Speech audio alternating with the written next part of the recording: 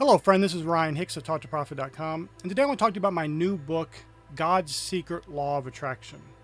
This book deals with the law of attraction, but deals with it from a scriptural perspective because the vast majority of the time when the law of attraction is being talked about, it is coming from a worldly perspective, and oftentimes it is involving avarice or love of money or love of material things. It's very materialistic, and as very rarely is it looked at as a way of, yes, of course, blessing your own life, but also blessing the lives of others.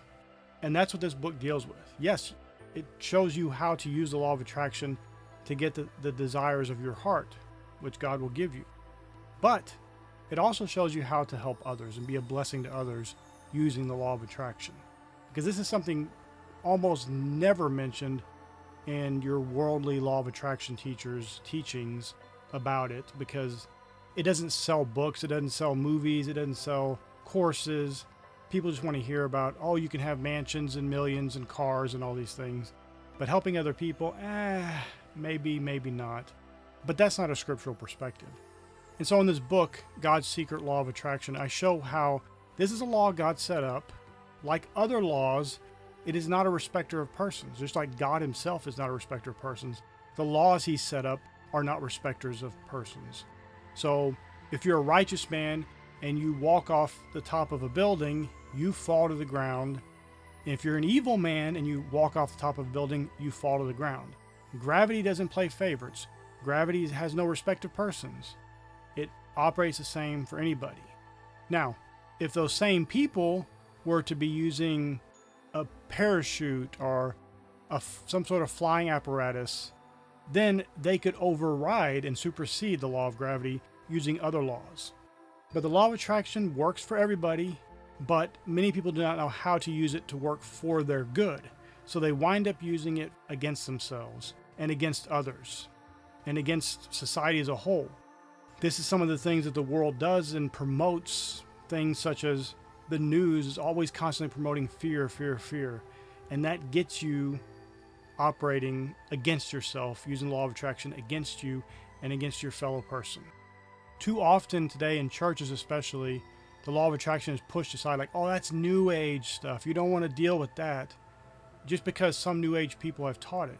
Well, as I mentioned in the book, just because an atheist teaches the law of gravity doesn't mean you discount the law of gravity because you don't like the source of the teaching. And too often people are rejecting truth because they don't like the messengers coming through.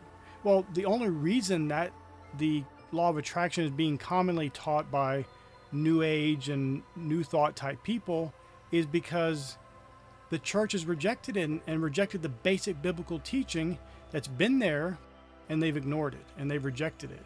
And some of it is because a lot of times many churches are based in fear themselves, and so they want to kind of keep people subjected and keep them under, because if they really get successful and start having accomplishments in life and are working with God to co-create a better reality for themselves, then they may not be as dependent and needy and desperate for what the church has to offer, which many churches is not very much, because they've gotten so far away from things like this, where if they just taught the truth and taught these biblical principles, such as the law of attraction, it would bring more people in, because people want to hear about this stuff and see how the world works and how God has set things up and how they can best utilize these things for their betterment and for the betterment of mankind. And I want to leave you with a verse. Galatians 6:10 says we're to do good unto all men, all mankind. This should be a goal you have. And in this book, via the law of attraction, you can learn how to use it for your good and for the good of others, and truly do good to all men and be a blessing.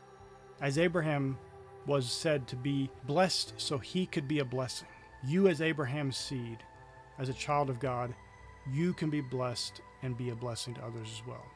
Get the book today. You can go to TalkToProfit.com and get it. The book will be an absolute blessing for you. And if you have any questions about it, please leave a comment below. If you have any concerns or whatever, please leave a comment. I'm happy to answer your questions. I'm happy to be a blessing for you and answer any questions you might have. My friend, I pray this is a blessing for you. May God bless you richly.